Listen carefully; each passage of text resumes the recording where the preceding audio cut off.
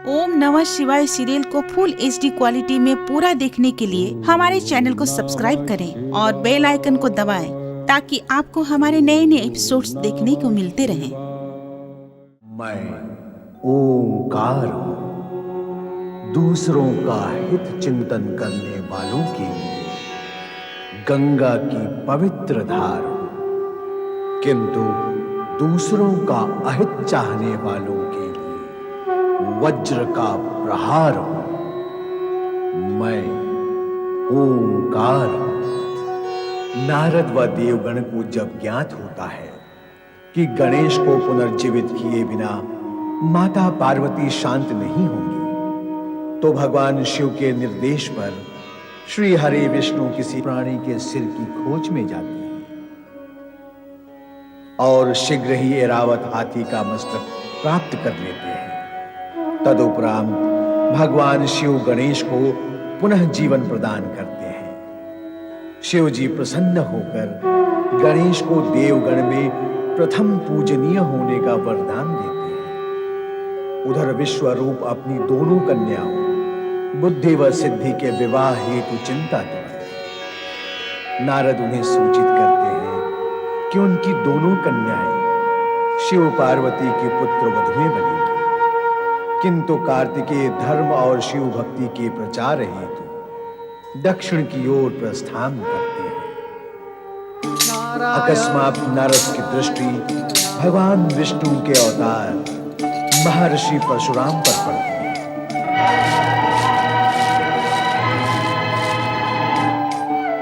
महामुनीश्वर परशुराम, नारायण नारायण, साक्षात भगवान श्री हरि विष्णु के अवतार, क्षत्रिय वंश के विध्वंसक महामुनीश्वर परशुराम।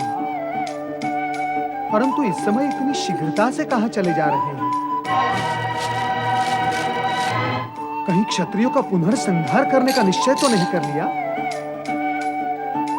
नारद स्वयं चलकर पूछना होगा। नारायण नारायण नारायण, नारायण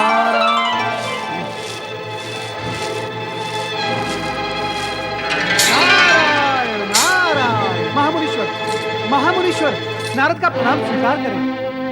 नारद, तुम यहाँ इस वन प्रदेश में?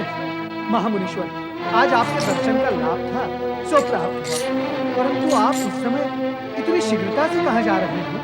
नारद, मुझे केवल प्रश्न पूछना प्रिय है, प्रश्न किया जाना नहीं। और वैसे भी तुम मुझसे बड़े अथवा पूज्य तो हो नहीं कि मुझे उत्तर देना ही पड़े। नारायण नारायण, मैं कैसे पूज्य हो सकता हूँ? मैं तो आपके पुत्र के समान हूँ। महामुनीश्वर, महामुनीश्वर। सावधान नारद, मैं बाल ब्रह्मचारी हूँ, कोई मेरे पुत्र समान नहीं और मैं किसी के पिता समान नहीं। पिता पुत्र जैसी कोई स्थिति मेरे समीप नहीं है। है महामुनीश्वर, अवश्य है। क्या? यदि आप आज्ञा दे तो प्रमाणित करूं। क्या प्रमाणित करोगे तुम? यही कि आप पिता तुल्य हैं। नारद, आप मुझ निर्दोष पर क्यों क्रोधित हो रहे हैं महामुनीश्वर? ये सत्य मेरे मस्तिष्क की उत्पत्ति नहीं है कि आप भगवान श्री हरि विष्णु के अंशावतार हैं, इसलिए आप सभी के पूज्य हैं। इसी कारणवश सभी आपको पिता तुल्य समझते हैं। जब सब समझ सकते हैं तो ऐसा प्रिय और लाभकारी संबंध आप मुझको क्यों नहीं समझने देते? हे महामुनीश्वर, आप मुझे पुत्रवत समझें, इसमें मैं कोई आपत्ति नहीं करूंगा। नारद, जिस नटखट भाषा से तुम देवों और असुरों के सामने अपनी लीला रचाते हो, तुमने मुझे भी क्या उसी भाषा और लीला का पात्र समझा है? बार बार क्रोध करके अपने पुत्र के मन को पीड़ित और आहत क्यों करते हैं आप? तुमने अब तक मेरा क्रोध देखा नहीं है नारद, और मैं देखना भी नहीं चाहता, और कृपया कर आप उसका आग्रह भी ना करें। तो परिणाम का विचार करते हुए अपनी वाणी को नियंत्रित करो। हाँ प्रभु, हाँ। जिन क्षत्रियों का आपने 21 बार संहार किया, वे आपका क्रोध और परिणाम देख चुके हैं। वे क्षत्रिय थे, इसीलिए क्रोध और परिणाम देखने में सक्षम थे, परंतु मैं तो ब्राह्मण हूं, मुझ पर तो आप क्रोध कर ही नहीं सकते। नारद, बार बार क्रोध शब्द बोलकर तुम मेरे क्रोध को भड़का रहे हो। अद्भुत महामुनीश्वर, अद्भुत। यदि क्रोध शब्द सुनकर आपका क्रोध भड़कता है तो शांत शब्द सुनकर आप शांत भी होते होंगे। नारद,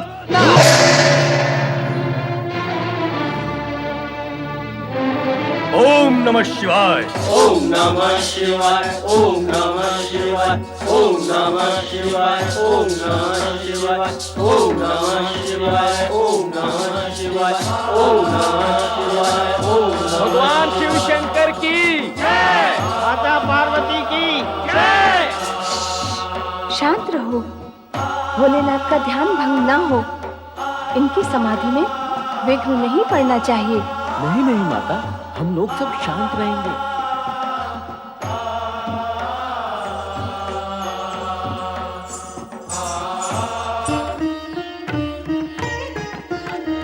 प्रणाम माता। गणेश, तुम यहाँ सचेत खड़े रहना। ऐसा क्यों माँ? तुम यहाँ आने वाले किसी भी प्राणी को समाधि स्थल तक न पहुँचने देना। भोलेनाथ की समाधि में कोई बाधा नहीं पड़नी चाहिए। जैसी आपकी आज्ञा माँ। समाधि स्थल तक पहुँचना तो क्या, वहाँ तक किसी की दृष्टि तक को पहुँचने ना दूंगा। आप निश्चिंत रहें।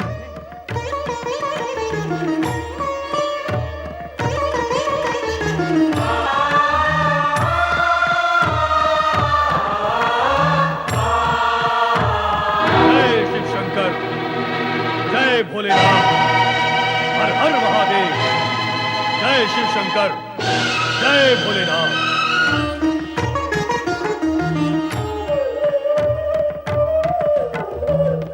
कार्तिकेय भैया अब तक लौटे क्यों नहीं? उन्हें तो आ जाना चाहिए था अब तक। कहकर तो गए कि दक्षिण में अगस्त्य ऋषि के आश्रम तक जाके आता हूँ। शिव भक्ति और धर्म का प्रचार करने में समय तो लगेगा वहां।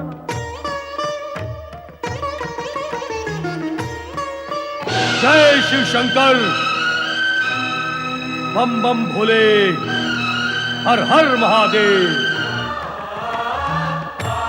भाइयों में सखा भाव हो तो मन को कितना भाता है, और सखाओं में भी भातृभाव हो तो मन को अच्छा लगता है। हम दोनों में दोनों भाव हैं। मैं उनके विषय में सोच रहा हूँ, और वो भी अवश्य मेरे। जय शिव शंकर, हर हर महादेव। सावधान! एक चरण भी आगे बढ़ाया तो आप समाधि स्थल की ओर नहीं जा सकते। हे विचित्र प्राणी, मुझे अपने गुरु के पास जाने से रोकने वाला तू है कौन? मुनिवर, आप जहाँ पधारे हैं वे आपका नहीं, मेरा क्षेत्र है। इसलिए आप प्रश्न करने की नहीं, केवल उत्तर देने की स्थिति में हैं। प्रश्न मैं करूंगा। बताइए, आप कौन हैं और किस प्रयोजन से यहाँ पधारे हैं? हे विचित्र दुष्ट, तू जानता नहीं मैं कौन हूँ? स्वयं अहंकार पूर्ण होने पर भी अपने को योग्य समझने वाले आप जैसे अहंकारी को जानने की मैं आवश्यकता ही नहीं समझता। अब आपके लिए मुझे जान लेना आवश्यक है। मैं शिव पार्वती का प्रिय पुत्र गणेश हूँ, और माता की आज्ञा से यहाँ खड़ा हूँ, ताकि समाधि स्थल की ओर कोई न जा सके। असंभव! तू ना नर है ना पशु। ऐसा सामान्य प्राणी शिव पार्वती का पुत्र हो ही नहीं सकता। अपने स्वर और नेत्रों को छोटा करे महाज्ञानी। यदि पिता शिव की समाधि भंग हो गई तो अनर्थ हो जाएगा। और तनिक अपने नेत्रों से क्रोध का आवरण हटाकर देखें कि मैं नर भी हूं और पशु स्वभाव से रहित पशु भी। निर्बुद्धि, अधिक प्रलाप न कर, हट जा मेरे मार्ग से। माँ तो कह कर गई थी कि डट जाना, और आप कह रहे हो कि हट जाना। अब ये डटना और हटना दोनों कार्य एक साथ तो हो ही नहीं सकते। और इसकी आवश्यकता भी क्या है? पर जिस माता ने जन्म दिया और आज्ञा भी दी हो, तो उसके कहने से डटे रहना अति आवश्यक है। यदि तू जानता कि मैं परशुराम हूँ और मैंने 21 बार इस धरती को क्षत्रियहीन किया है, तो तू ऐसी दृष्टता कदापि नहीं करता। मेरा जन्म नहीं हुआ होगा तब आपने किया होगा 21 बार पृथ्वी को क्षत्रिय विहीन। अब 22वीं बार करके दिखाइए। ऐ दुष्ट, तेरा काल तेरे माथे पर आ चुका है, ये ले। जय माता जी।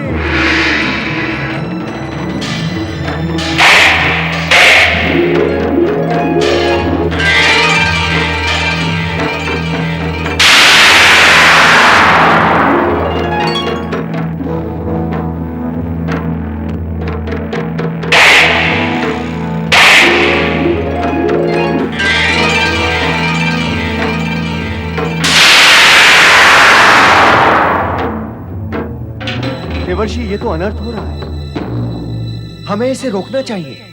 कौन रोकेगा? युद्ध रुकता तभी है जब उसे आरंभ करने वाला रोके। यहाँ तो दोनों डटे हुए हैं।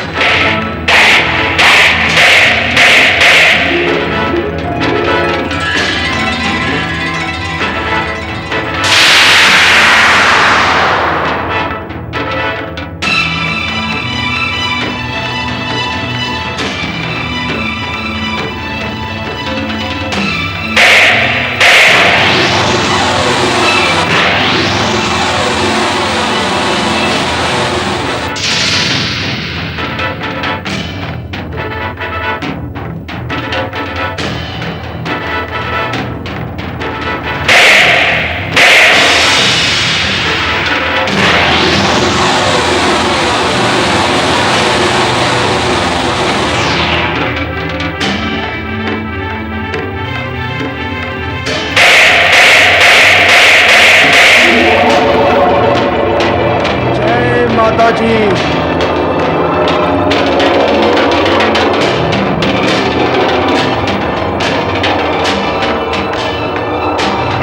जय माता जी।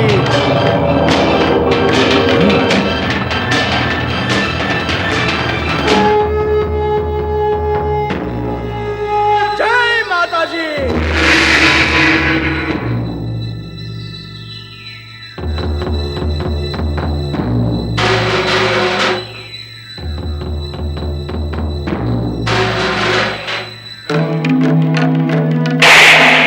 क्रोधवश तीर प्रहार कर रहे हैं, किंतु गणेश उनका हर प्रहार व्यर्थ कर रहे हैं। कुछ उपाय करें देवर्षि। श्री हरि विष्णु के अंश अवतार परशुराम और मां शक्ति के अंश गणेश परस्पर टकरा रहे हैं। भगवान शिव अपने पुत्र और शिष्य के मध्य होने वाले इस युद्ध को रोकते क्यों नहीं?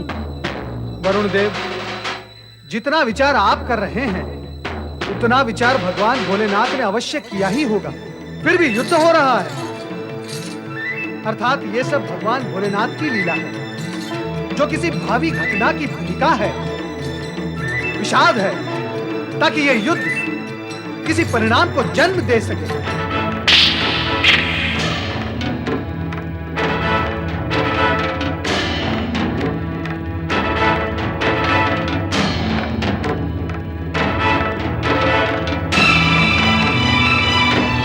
जय माता जी।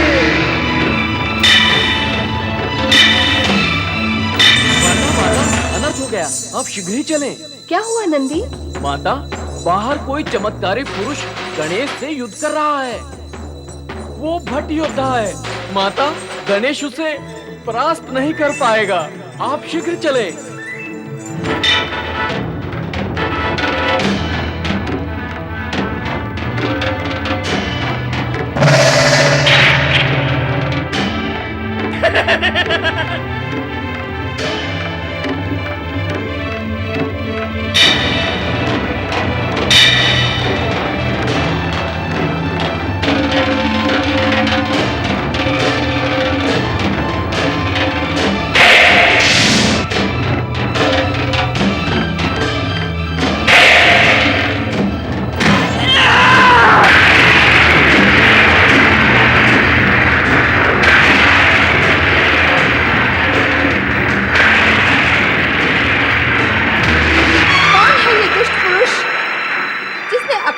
पुत्र पर प्रहार किया।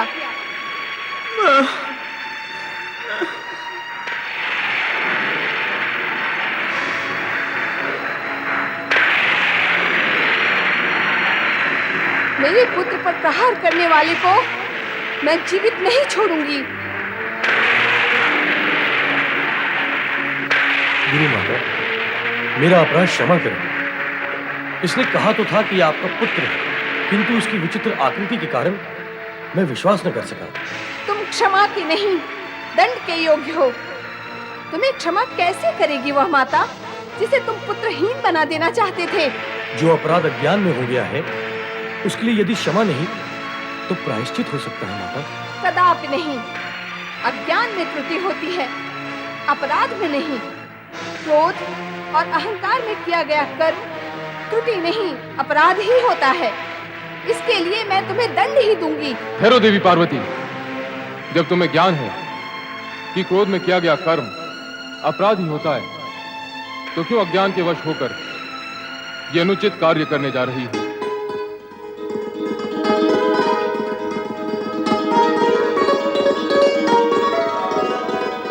क्षमा भगवान, क्षमा। अपराध हुआ है मुझसे। माता पार्वती दंड की जो व्यवस्था मेरे लिए करेंगी वो नतमस्तक हो स्वीकार करूंगा। मैं तो यहां आपके दर्शन करने के लिए आया था, किंतु संयोगवश स्थिति ही पलट गई भगवान। सगुण विद्याधारी इस सत्य को नहीं जानते कि आप श्री हरि विष्णु के अंश और हमारे पूज्य हैं। हुआ तो वही जो होना था, आप तो केवल निमित्त मात्र हैं। गणेश एक दंत होकर पूज्य होंगे। इन्हें एक दंत बनाने का कार्य विधि ने अप्रत्यक्ष रूप से आपको ही सौंपा था। श्री हरि विष्णु के अंशावतार परशुराम के प्रति क्रोध अनुचित और अनावश्यक है देवी। ये सब तो हमारी ही इच्छा और लीला के कारण घटित हुआ। गणेश, अज्ञान में युद्ध हुआ, अब ज्ञान होने पर सम्मान करो पुत्र, प्रणाम करो इन्हें। प्रणाम मुनिवर।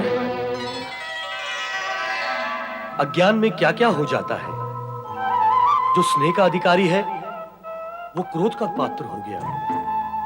जिसे कंठ से लगाना था उससे युद्ध करना पड़ा। मुझे क्षमा करो गणेश।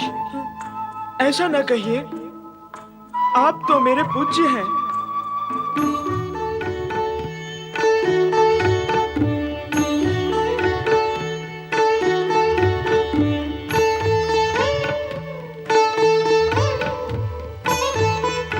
प्रणाम पितृदेव, प्रणाम माता। कार्तिकेय का प्रणाम स्वीकार करें भगवान परशुराम। अहो भाग्य मेरे, आपके दर्शन हुए। धन्य भाग्य तो मेरे हैं। मुझे अपने गुरु के साथ गुरु माता और दोनों गुरु भ्राताओं के दर्शन का लाभ हुआ।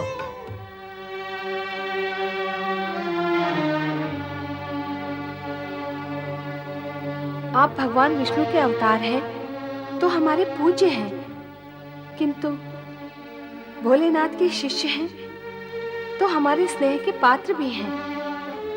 इससे पूर्व गणेश का दंत तोड़कर मेरे क्रोध के भाजन हुए। ऐसा प्रतीत होता है कि आपके यहाँ आने से पूर्व अज्ञान प्रवेश कर चुका था, जिसने पहले आपको फिर मुझे प्रभावित किया। मेरे अपशब्दों के लिए मुझे क्षमा करें। नहीं नहीं, क्षमा मांगकर मुझे पीड़ित ना करें। आप तो मेरी गुरु माता हैं। आपको भोलेनाथ का शिष्य मानकर नहीं, भगवान विष्णु का अंशावतार मानकर क्षमा मांग रही हूँ। परंतु मैं तो शिष्य रूप में अपने गुरुवर शिव शंकर के दर्शन करने आया था, पर यहाँ आकर इस शिष्य से दो अपराध हुए हैं। एक तो गणेश पर प्रहार किया और दूसरा गुरु माता को मुझसे क्षमा याचना करनी पड़ी। मुझे इस अपकर्म का प्रायश्चित करना होगा। गुरुवर, मुझे आज्ञा दें। मैं महेंद्र पर्वत पर जाकर इस दोष का प्रायश्चित करूंगा।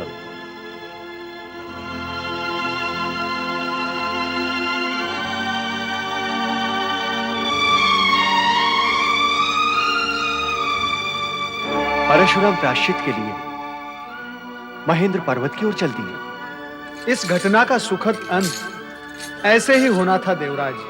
मैंने आपसे पूर्व ही कहा था, यह सब शिव लीला का ही एक भाग है। किंतु देवऋषि, इस शिवलीला का प्रयोजन क्या है?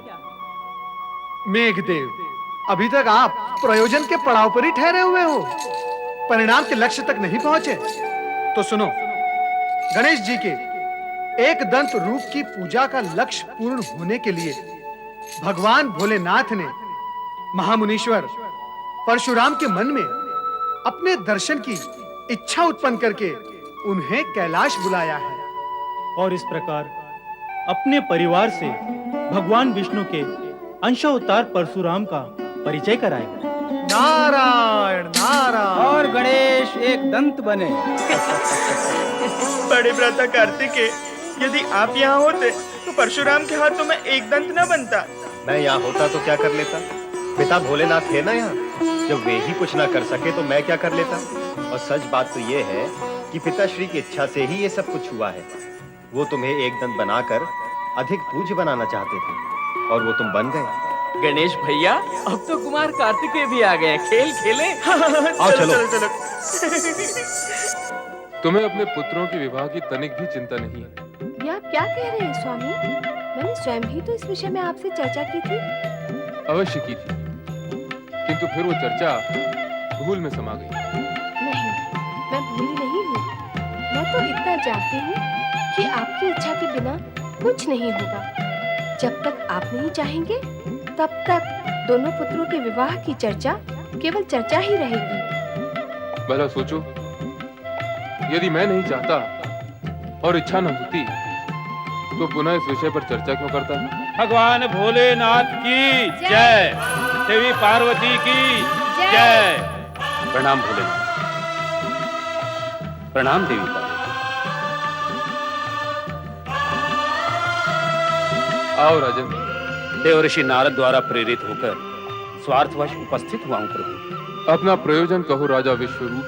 जो सर्वज्ञ हैं उनसे क्या प्रयोजन कहूं प्रभु। मेरी ये दो पुत्रियां बुद्धि और सिद्धि, मैं इनके दायित्व से मुक्त होना चाहता हूं प्रभु। किन्हें सौंपना चाहते हैं इनका दायित्व? प्रभु आपको और देवी पार्वती को आपकी पुत्र वधू बनाकर। अपना निर्णय प्रकट करो देवी। निर्णय करने का अधिकार तो आपका है, पर मुझे ये दोनों कन्याएं अपनी पुत्रवधू ही लगती हैं। अर्थात मेरे निर्णय की प्रतीक्षा किए बिना ही तुमने ये निर्णय कर लिया कि इन दोनों कन्याओं को अपनी पुत्रवधू बनाना है। राजन, आप निश्चिंत होकर अपने भवन लौट जाएं। समय आने पर आपको शुभ समाचार प्राप्त हो जाएगा। प्रभु, धन्य भाग्य मेरे। प्रणाम भोलेनाथ। प्रणाम देवी पार्वती।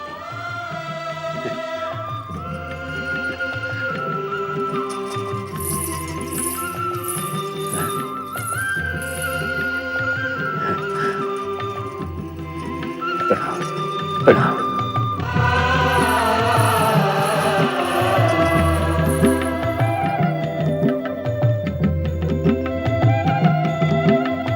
माता पिता को प्रणाम।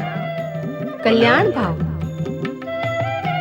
अभी अभी तुम दोनों ने जिन दो कन्याओं को देखा, वे हमारी भावी पुत्र वधुएं हैं। किंतु विवाह से पूर्व तुम दोनों को विवाह के लिए अपनी योग्यता सिद्ध करनी होगी। क्या आप हम दोनों को विवाह के योग्य नहीं समझते? नहीं नहीं गणेश, ऐसा नहीं है। अपने पिताश्री का अभिप्राय समझो। विवाह से पूर्व तुम दोनों को पृथ्वी की परिक्रमा करनी होगी, और जो भी पृथ्वी की परिक्रमा करके पहले लौटेगा उसी का विवाह पहले होगा। हम दोनों सोचते रहे कि किसका विवाह पहले करें। अंत में यही एक उपाय निश्चित हुआ। पिता श्रेष्ठ, मैं इससे पूर्व ही कह चुका हूँ कि मेरी विवाह में रुचि है ही नहीं। विवाह रुचि के लिए नहीं किया जाता है पुत्र कार्तिकेय। वैसे भी विवाह करने अथवा ना करने के निर्णय का अधिकार संतान का नहीं होता है। इसका सर्वाधिकार माता पिता के पास सुरक्षित रहता है। इसलिए तुम्हें केवल माता पिता की आज्ञा का पालन करना है। जैसी आपकी आज्ञा। गणेश, मैं तुम्हें मूषक वाहन प्रदान करूंगी ताकि तुम कार्तिकेय के साथ पृथ्वी परिक्रमा में भाग ले सको।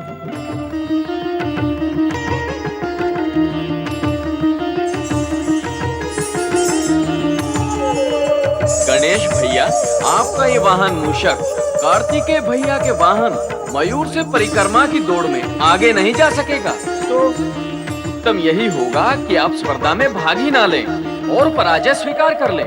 विजय तो निश्चित कार्तिकेय भैया की ही होगी।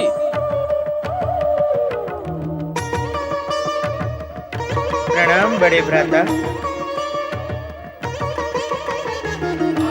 मैं तो स्वयं इस स्पर्धा से विलक होने का विचार कर रहा हूँ। हानि तो इतनी होगी कि मेरा विवाह बड़े भ्राता कार्तिकेय के विवाह के पश्चात होगा। तो अब दूल्हा कहाँ है? माता पिता की आज्ञा से बंधा हुआ हूँ, इसलिए परिक्रमा की प्रतिस्पर्धा करना मेरी विवशता है। बड़े भ्राता, शुभ मुहूर्त आ पहुंचा है। परिक्रमा का समय हो गया है। अब हमें पृथ्वी की परिक्रमा आरंभ कर देनी चाहिए। हाँ, अब अकारण विलंब क्यों हो? तो गणेश, पृथ्वी परिक्रमा आरंभ करने से पूर्व हमें अपने माता पिता से आशीर्वाद प्राप्त कर लेना चाहिए। हाँ बड़े भ्राता, माता पिता के आशीर्वाद के बिना आरंभ किए गए सभी कार्यों का अंत दुखंत ही होता है। इसलिए माता पिता का आशीर्वाद तो हमें लेना ही होगा। आओ।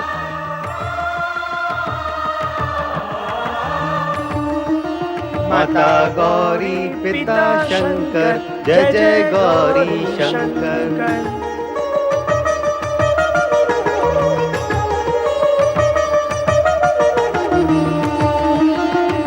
क्या ये मूषक राज मुझे प्रतिस्पर्धा में विजय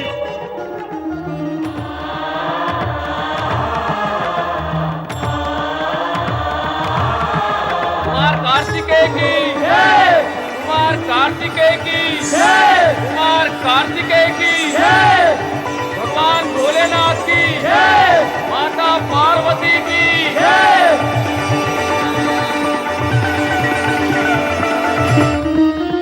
क्या हुआ गणेश भैया?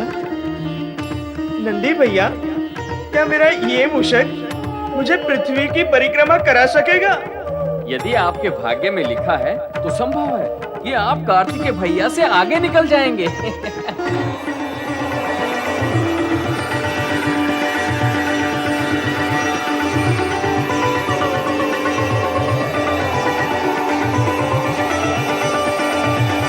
क्यों मूषकराज, मुझे लेकर चल सकोगे परिक्रमा के लिए?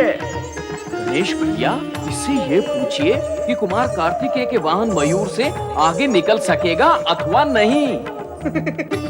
जब चलना ही नहीं हो सकेगा तो आगे कैसे निकल सकेगा? ये तो असंभव ही है। पर भैया, स्पर्धा आरंभ हो चुकी है, कुमार कार्तिकेय जा चुके हैं और आप अभी तक यही हैं। और अधिक विलंब हुआ तो आप स्पर्धा हार जाएंगे। नहीं नंदी भैया, नहीं, विजयी तो मैं ही रहूंगा। नारायण नारायण, बधाई हो कुमार कार्तिकेय, बधाई हो। ओ देव ऋषि नारद, बधाई किस लिए देव ऋषि? पृथ्वी परिक्रमा की प्रतिस्पर्धा में विजयी होने की बधाई। अभी जय पराजय का निर्णय कहाँ हुआ है? स्पर्धा तो चली रही है। नारायण नारायण, प्रत्यक्ष न सही परंतु परोक्ष रूप से निर्णय हो चुका है कुमार। और भला गणेश जी, उस मूषक पर सवार होकर आपसे आगे बोलो किस प्रकार जा पाएंगे? कहाँ उस मूषक की मंद गति और कहाँ आपके इस मयूर की पवन गति। भारी भरकम शरीर वाले लंबोदर गणेश जी को भला वो मूषक कब तक और कहां तक ले जाएगा? नारायण नारायण, आप तो विजयी हो ही गए कुमार। पर मैं ऐसा नहीं मानता देव ऋषि। अप्रिय सत्य को मानने में तनिक विलंब तो लगता ही है कुमार। आपको गणेश जी के प्रति अत्यधिक स्नेह है। अपनी विजय और उनकी पराजय ये आपको प्रिय नहीं है, परंतु परिक्रमा में आपकी विजय ये पूर्व निश्चित सत्य है। नारायण नारायण। सत्य तो ये भी है देव ऋषि कि ना मुझे विजय की इच्छा है ना विवाह करने की। मैं तो अपने माता पिता की आज्ञावश इस स्पर्धा से जुड़ गया हूँ। आप माता पिता की आज्ञा का सम्मान भी करते हैं और विवाह ना करके बाल ब्रह्मचारी भी रहना चाहते हैं। ये दोनों कार्य एक साथ, नारायण नारायण, आप कैसे कर पाएंगे कुमार? आप ही मेरा मार्गदर्शन करें देव ऋषि कि मैं ये दोनों कार्य दुविधा रहित होकर कैसे पूर्ण करूं। फिर तो एक ही मार्ग है। कृपया कहें, क्या मार्ग है? आपको स्पर्धा में पराजित होना पड़ेगा और उसके लिए आप कैलाश विलंब से पहुंचे, अर्थात अपनी गति को मंद करना होगा आपको, जिससे गणेश जी की विजय सुनिश्चित हो जाएगी। मैं भी यही चाहता हूं कि गणेश विजयी हो और उसका विवाह हो जाए। वो भी निश्चित है। अर्थात ये कुमार कि विधि के विधान के अनुसार राजा विश्वरूप की पुत्रियां बुद्धि और सिद्धि का विवाह गणेश जी से पूर्व निश्चित है। नारायण नारायण। बुद्धि और सिद्धि का विवाह? हाँ कुमार, बुद्धि और सिद्धि से। नारायण नारायण। बुद्धि और सिद्धि का विवाह गणेश से?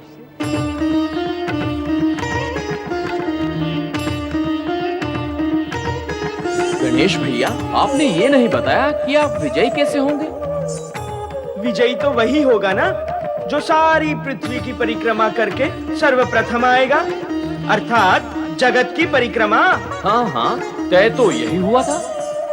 जो तय हुआ था उस तथ्य को सत्य में पारिवार्तिक करने के लिए मुझे एकांत में विचार करने दे नंदी भैया।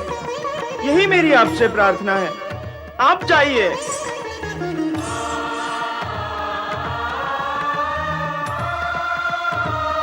परिक्रमा, पृथ्वी की परिक्रमा।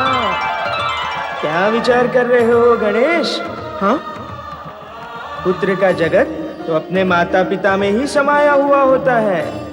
हाँ, और ये भी सत्य है कि संतान का इस जगत से परिचय तो माता पिता ही कराते हैं। माता पिता ही संपूर्ण जगत है। शास्त्रों में माता को पृथ्वी और पिता को आकाश माना गया है। और वैसे भी गणेश, पृथ्वी की परिक्रमा करना तुम्हारे वश में नहीं है। हाँ, इसीलिए प्रायश्चित रूप में अपने माता पिता की परिक्रमा कर लेना ही तुम्हारे लिए उचित होगा। माता पिता की परिक्रमा ही पृथ्वी परिक्रमा के समान होगी। जाओ गणेश।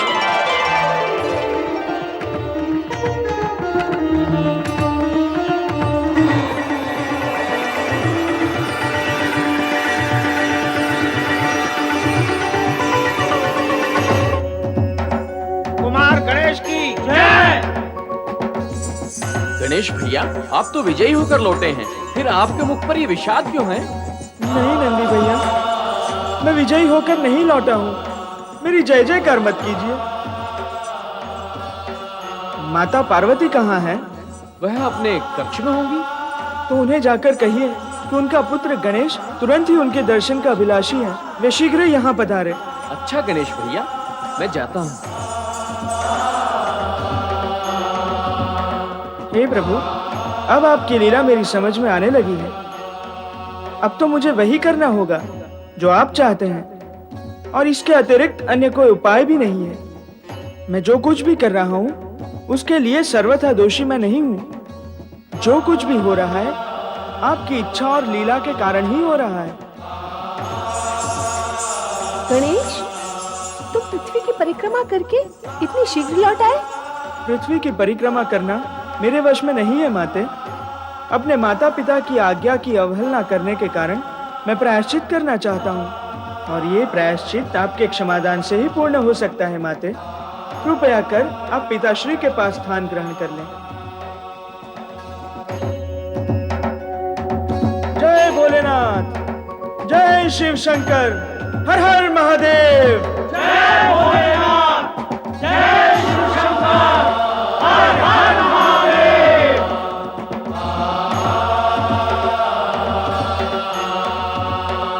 प्रणाम स्वीकार करें स्वामी। आपकी समाधि जो भंग हुई उसके लिए हम सभी क्षमा प्रार्थी हैं, पर आपका जागना आवश्यक था। अपना अभिप्राय कहो देवी। अभिप्राय तो पुत्र गणेश बताएगा। माता गौरी पिता शंकर, जय जय गौरी शंकर। माता गौरी पिता शंकर, जय जय गौरी शंकर। माता गौरी पिता शंकर, जय जय गौरी शंकर। माता गौरी पिता शंकर, जय जय गौरी शंकर। माता गौरी पिता शंकर, जय जय गौरी शंकर। माता गौरी पिता शंकर, जय जय गौरी शंकर। माता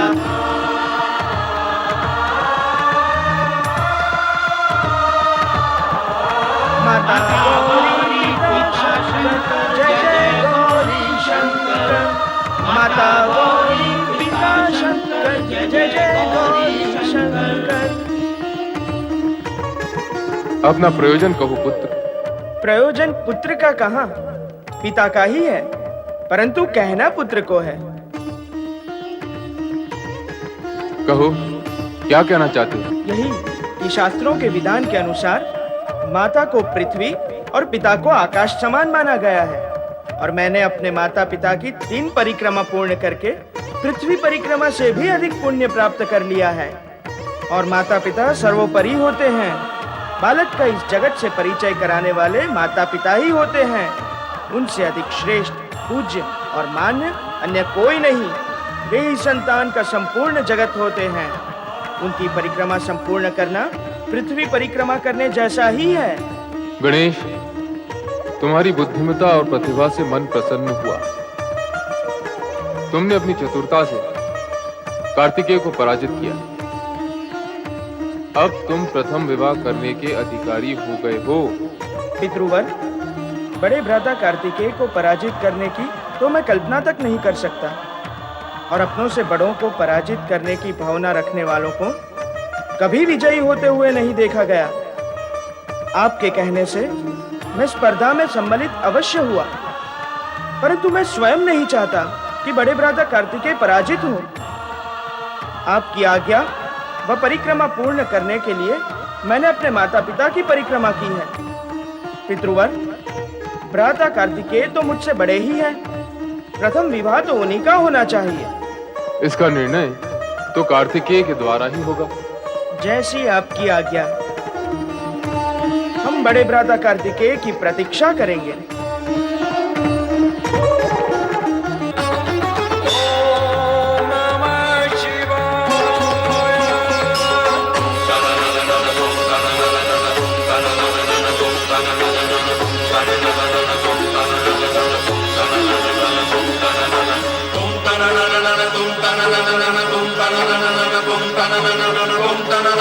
Tum